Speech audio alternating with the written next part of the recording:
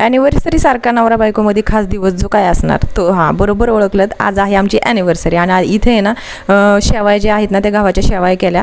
सकाळी सकाळी चिवला खायची खूप इच्छा झाली होती तर म्हटलं चला सुरुवात गोडानेच करूयात. कालच्या व्हिडिओमध्ये सांगितल्याप्रमाणे चिवच्या बॅगेची जी चेन तुटलेली आहे ना तर ते अशी रिपेअर केली मी. अशी ट्रिक वापरली. तर हे बघा आपली पक्कड किंवा सांडशी घ्यायची आणि त्या चेनीला तिन्ही साईडनी वरून खालून असं प्रेस करायचं आणि प्रेस केलं की परत पुन्हा चेन लावून बघायची एकदम व्यवस्थित लागली जाते. तर इथे तिचा टिफिन वगैरे सगळा भरला कारण बॅग तेवढीच होती, दुसरी बॅग पूर्ण फाटली होती. तर तिला नंतर स्कूलमध्ये सोडून आले आणि आणायच्या वेळेस चैतन्याचा शूज आहे ना तो फाटलेला होता. आता मुलं खेळतात म्हणल्यावर शूज फाटणार. खूपच अवस्था विचित्र होती पण एका महिन्यासाठी ॲडजस्ट करायचं होतं तर तो शिवून आणला आणि एखादी कॅन्डी आणली आणि त्याच्यावर एक्सपेरिमेंट नाही केला असं आमच्या चिवचं कधी होतच नाही. तर तिने त्याचा भुगा केला आणि त्याचं ज्यूस बनवायचं चाललं. अशी एक्सपेरिमेंट तुमची पोरंही करतात का तेही मला कमेंट करून सांगा. आता ॲनिव्हर्सरी आहे आणि स्पेशल काय बनणार नाही असं काहीच नाही. हे म्हणाले की हॉटेलपेक्षाही तुझी पनीरची भाजी खूप छान होते. पनीर टिक्का इथं मस्त असा जिरा राईस करून घेतला आणि ही बघा माझी अशी पनीरची भाजी. हॉटेलमधली आवडत नाही एवढी त्यांना माझ्या हातची आवडते. आणि तुम्हाला डिटेल रेसिपी हवी असेल तर कमेंट करून नक्की सांगा. आणि आमची क्राफ्टी चिव तुम्हाला तर माहितीच आहे काय ना काहीतरी बनवते. तर तिने तिच्या इथे इरेझरसाठी ना एक छान असे कपडे बनवलेत बरं का, कागदाचेच आहेत. तिने 5-10 मिनिटांमध्ये लगेच तयार केलं आणि मला दाखवलं म्हणून तिचा व्हिडिओ काढला. कसं वाटलं कमेंट करून. आणि ॲनिव्हर्सरीसाठी स्पेशल अशी कोल्ड कॉफी त्यांनी आवडली होती. त्यांना माहिती होतं की मला कोल्ड कॉफी आवडते म्हणून. आणि जेवण झालं आणि या सगळ्यांनी आम्ही कोल्ड कॉफी पिली. अशी गोड ॲनिव्हर्सरी साजरी झाली.